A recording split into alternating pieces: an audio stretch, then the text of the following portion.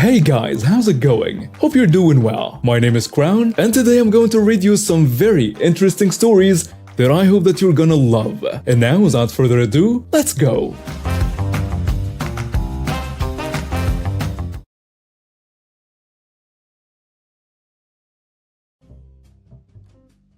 I, 16 female, am a high school student.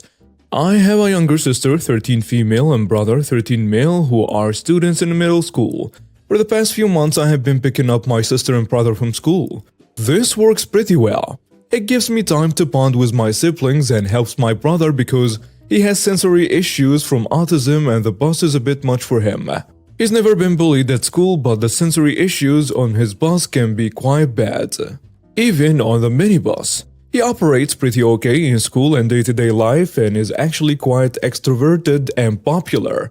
I was in school yesterday and got a text from my sister saying she needed to be picked up late due to getting detention and had detentions for the next several days. She didn't tell me why she got detention.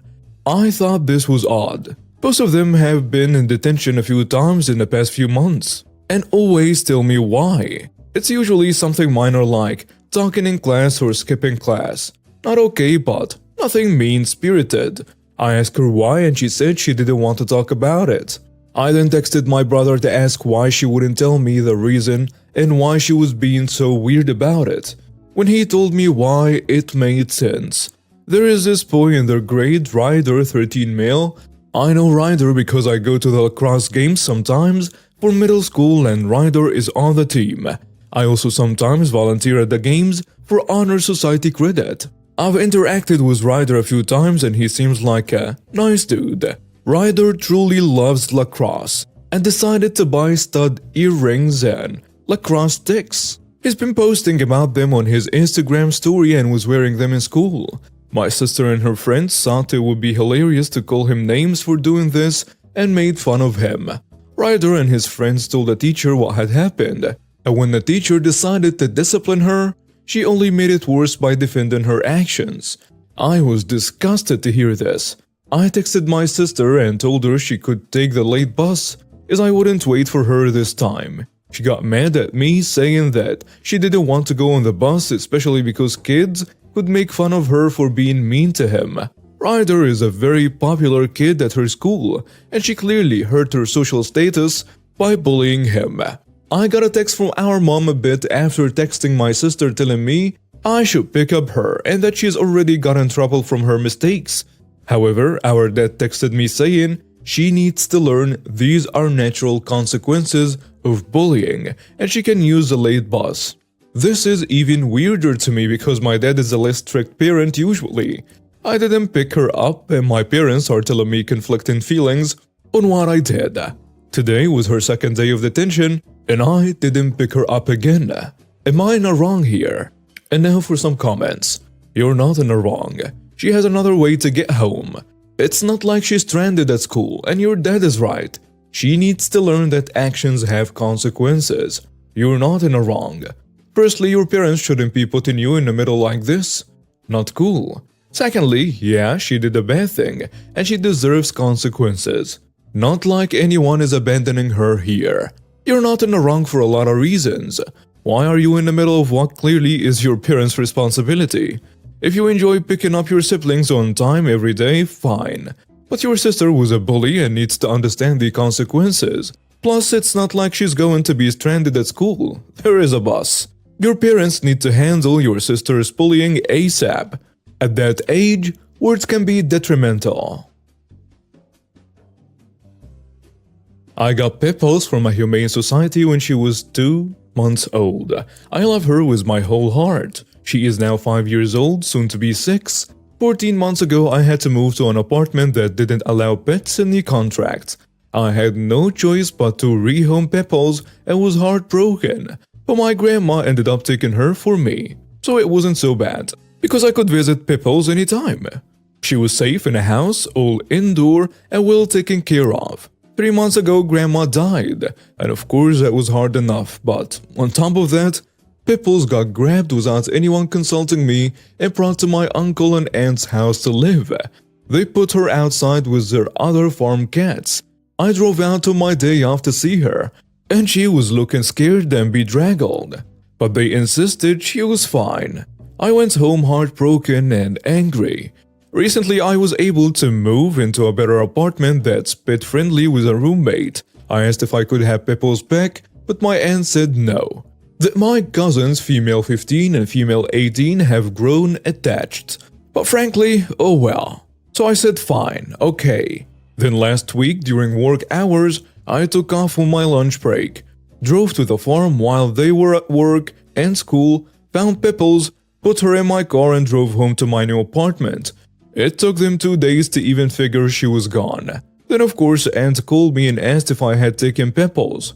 I said yes. She started to yell, so I just said, "She's my cat, and I give her to Grandma for a while, not you," and then hung up. I think I'm legally in the clear because I took Pepples back to the vet. I took her to her whole life for a checkup, got her papers up to date and microchipped her in my name. But my parents called me and told me they were disappointed in me, that it was immature to steal Pepples, and that the girls are apparently heartbroken.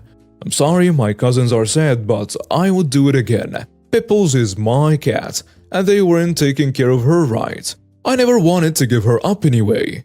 If I'm the jerk, that's fine. And now for some comments. Your cousins are not sad. They have multiple cats and didn't even notice Pepples was missing. The adults are using this as an excuse to make you feel guilty. You're not in the wrong. Pepples is your cat and belongs with you. They weren't even taking good care of Pepples. Why would you return your cat to people who stole it and didn't take proper care of it? You're not in the wrong. As you said, you temporarily gave her to Grandma, not them. They shouldn't have taken Pepples to begin with. If the cousins are attached, that's too bad. It's been 3 months for God's sake. You and Pepples are more attached to each other. Don't give her back to them. They can go get lost. You're not in the wrong. How attached can they be if it took them 2 days to notice? If anything, you're the jerk for not taking Pepples home the first time you saw what kind of shape she was in. To the situation on hand. I have been with my fiancé for 7 years now and he proposed 4 weeks ago. I'm over the moon and booked an appointment to go wedding dress shopping for tomorrow afternoon. I decided to take my 2 best friends, my mom and my little brother, and no one else. I think they will be the most helpful and also encouraging. I will feel confident with them. As you can see, mother-in-law is not included and she is not happy about it. She called a few days ago to ask me if I wanted to go for coffee tomorrow, and because I wasn't home, my fiancé picked up and told her that I was booked that day and not available. She started to throw a fit right there and then. She called me several times, first asking nicely to tag along, then begging or demanding to come. The last time I told her no, she started crying and saying that I was excluding her and she couldn't be present. Comforting her did not help, so I gave up and ignored her. I mean, she's normally really nice and polite, but I just want the 4 people listed above there. No one else. We are, in my opinion, not that close that she's a vital presence there. So I'm asking myself, am I in the wrong here? And now for some comments. I mean, you're excluding her, but that's your right, so you're not in the wrong. To be fair, I don't think most brides consider their mother-in-law a vital presence at wedding dress shopping. They just allow them to come to play nice and keep the peace with someone who is going to be family. You don't seem interested in doing that, but neither does she with her over-the-top reaction. You're not in the wrong.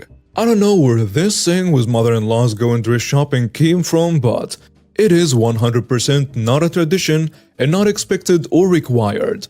Picking the dress is supposed to be something the bride and her family/friends do. Too many cooks spoil the soup, and any more than 4 people to pick out a dress will just make things overwhelming anyway. If you're someone who wants to invite your mother-in-law, great. But if you aren't, great. You're not in the wrong. It's your wedding and your wedding dress shopping experience. You don't have to include everyone. It's pretty common to take the people you are closest with in your life to that appointment. And you aren't close with your mother-in-law. Seems like she likes to throw tantrums. Considering the last time you said no, she cried.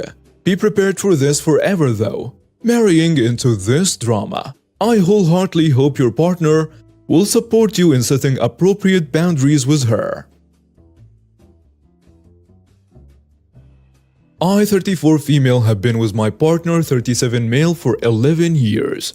He has 2 brothers, and one, 35 male, is married to a woman, 34 female, that I have a really hard time getting along with. So does the rest of his family, from what I hear. In the last few times we have had a family dinner, she felt the need to criticize things I post on my newsfeed on Facebook. I have a humorous personality, whereas she's more conservative and uptight. So it seems posts or memes I share offend her. I told her she is more than happy to unfollow.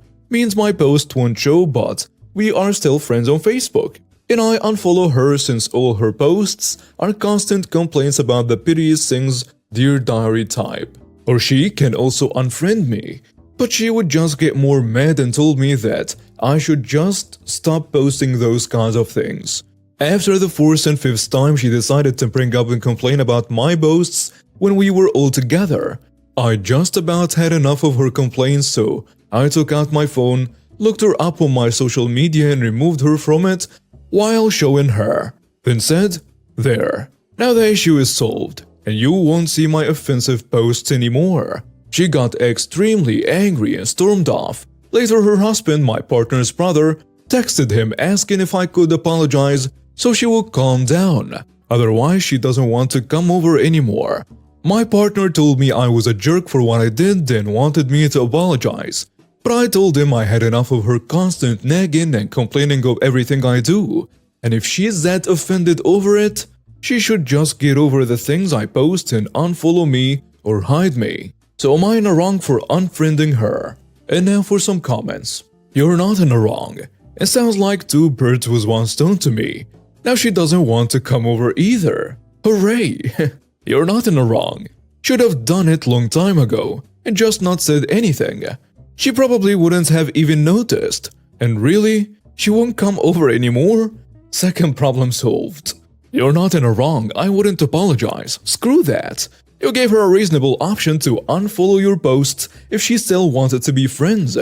Instead of doing it, she decided to keep complaining and make it an issue and try to control what you do. You fixed it for her since she wouldn't.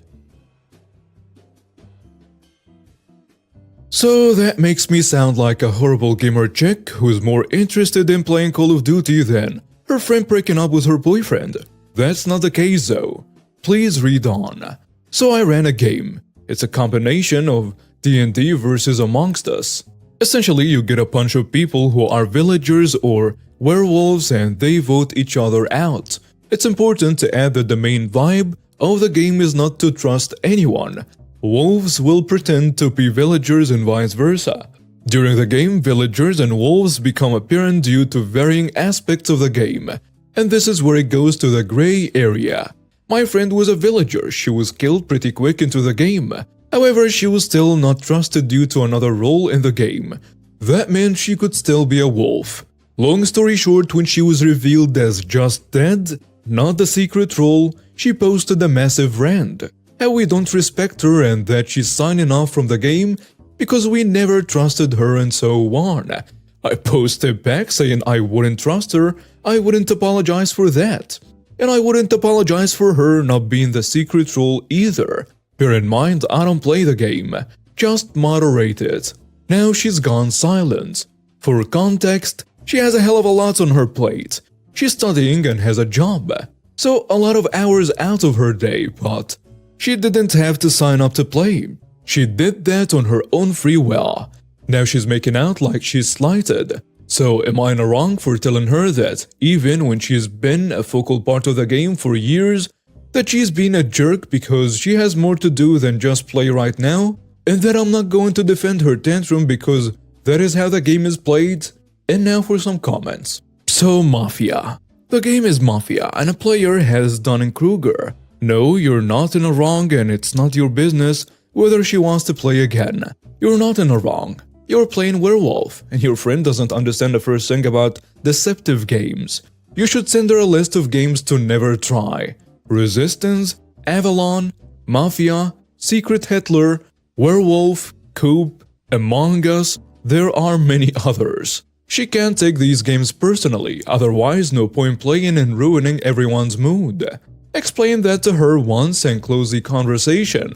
If you had to apologize, apologize for even thinking that she could handle it, and follow up with a promise to never include her in such games again, for her own happiness. You're not in the wrong. If your friend has been a focal part of the game for years, then she should know better than to be salty about not getting the role she wanted. Throwing a tantrum over a game is also just immature, no matter the circumstances. However, you did mention that your friend has a lot on her plate currently, which likely played a large role in her blowing up. I think you could have been a little more considerate of that fact when you were responding to her. Maybe saying something like, "Listen, I get that you've got a lot on your plate, but the way you're acting right now is just going to hurt you more. How about you take some days to yourself and let's talk afterwards." Thank you for watching and see you next time.